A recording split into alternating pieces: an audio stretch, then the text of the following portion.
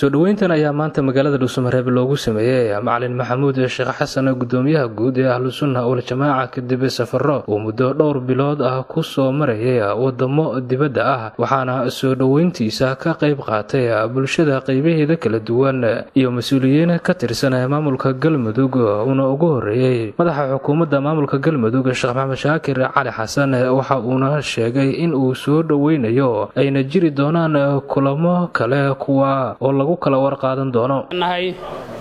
dhammaan inta ka soo qayb gashay munaasabadan qiimaha badan waxaan leenahay ajar badan Allah idin siiyo isagoo sheekhu safarro kala gedisan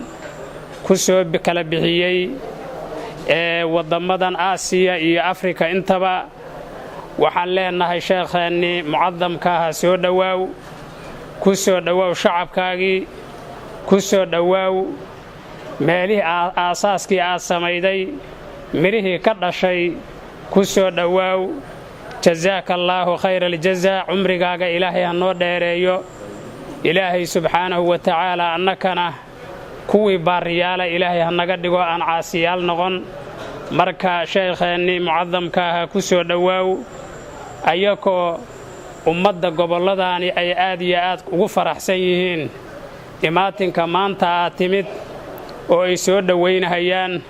kulamaduna aysan kala go'i doonin biidnillaahi alkariim dhinaca kale Macalin Maxamuud Sheekh Xasan Faarax gudoomiyaha guud ee culimadiinka Ahlus Sunnah wal Jamaaca kana mid ahaa dadkii gacanta weyn ka geystay heshiiskii ay wada gaareen Ahlus Sunnah iyo Galmudug ayaa waxa uu hoosta ka xariiqay in imaashihiisu uu ku qotomo in uu arko dadaalkii la galay amira dhalkiisa maanta safarkan hadda aan halkan ku nimid waa guriganagiyo safar gaar ama ahan xaqiiqdii laakiin inaan ku bishaaraysanno inaan ku faraxno in aan aragno mirihii ka soo baxay dadaalkiinnii ilaahay daraaddiis ahaa liwajhillaahi ahaa looga dalbahayay ilaahay naxariistiisa taamka ah ummadda Soomaaliyeedna loogu baaqahayay nabad iyo isjeclaansho iyo ukhuwatul iimaan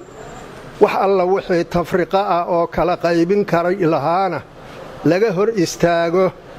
dowrkaad ka qaadateen farxaddiisa in aan idinkala soo qayb galo ayaan u imid wixii la qaban lahaa adinkaa qabtay wax alla wixii wanaag ahaa adinkaa sameeyey jazaakumullahu khayral jazaa maalmaha soo socda ayaa la filayaa in Macalin Maxamuud uu kulamo la qaato bulshada deegaanada Galmudug kuwaas oo wada tashi iyo xog waran lagu kala qaadan doono Maxamed Cabdi Maxamed warbaahinta qaranka Dhuusamareeb